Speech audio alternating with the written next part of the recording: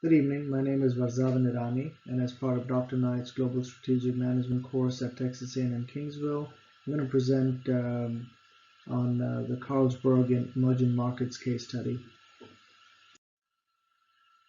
A statement by the CEO, Jürgen Rasmussen, sets the tone for this analysis. He states the successful course and strategy which Carlsberg has pursued in recent years will remain basically the same no matter what. The strategy has proved its worth with growth and better results, and it is now strongly rooted in our organization. Our business is thus to focus on beer markets in Western Europe, Eastern Europe, and Asia. So, a quick overview of Carlsberg. It was established in Copenhagen, Denmark. It's currently the fifth largest brewery in the world. At the end of 2007, it had a net revenue of 44,750 million Danish krones.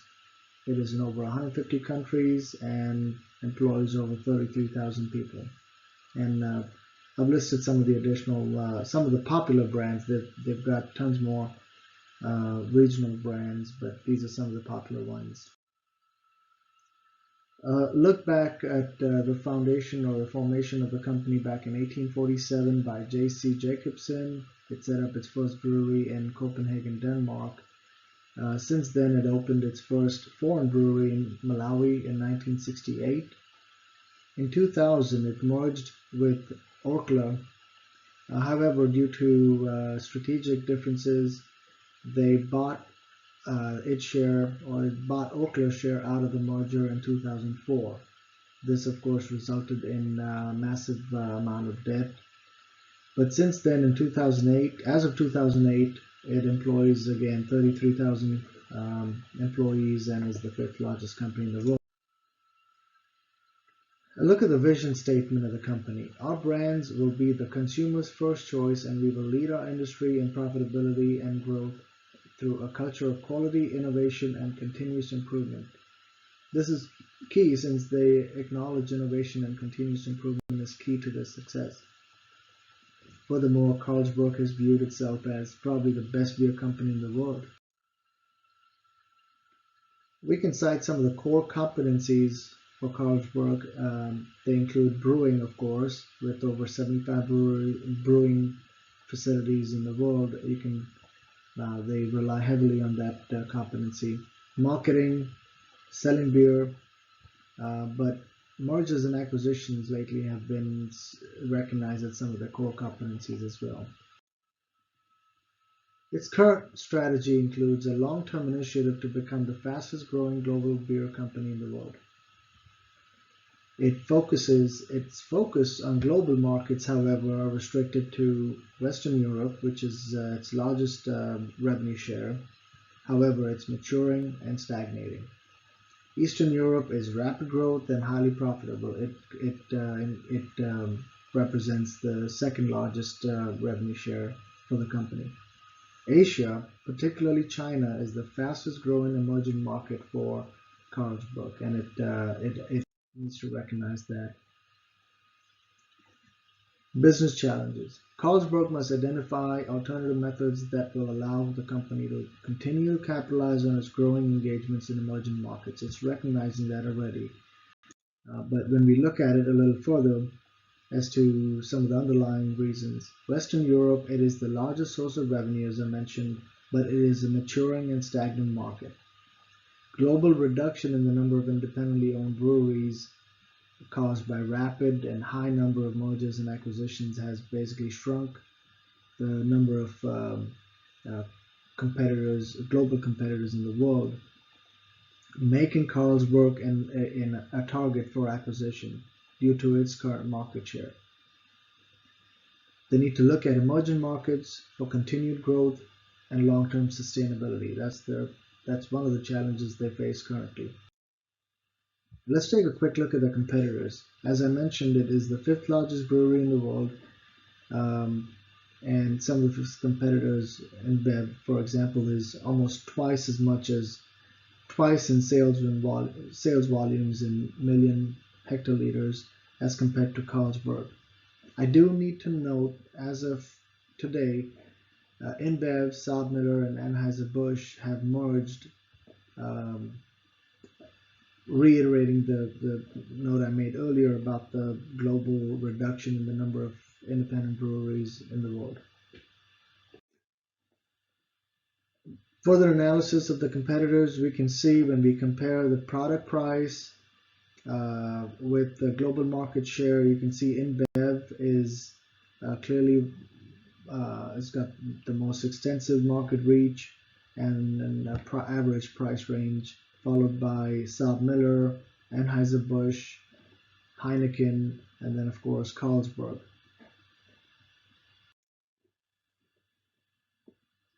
When we conduct an environmental analysis and we look at some of the internal factors that could potentially help or hinder growth are its strong economic and financial position.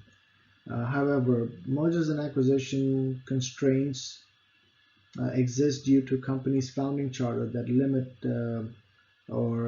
its flexibility in future mergers and acquisitions. Innovations of existing products, that should be a continual factor that could affect its future potential or growth potential, I would say. Some of the external factors include competitor consolidation and acquisitions, global political outlook, of course, when they're looking at emerging markets, and changes in emerging markets such as population growth, market choices, and changing lifestyles, particularly in China and Southeast China. When we look at the external factors a little more using Porter's five forces, we can see, and we take a look at the competitive rivalry. Current rivalry is quite high.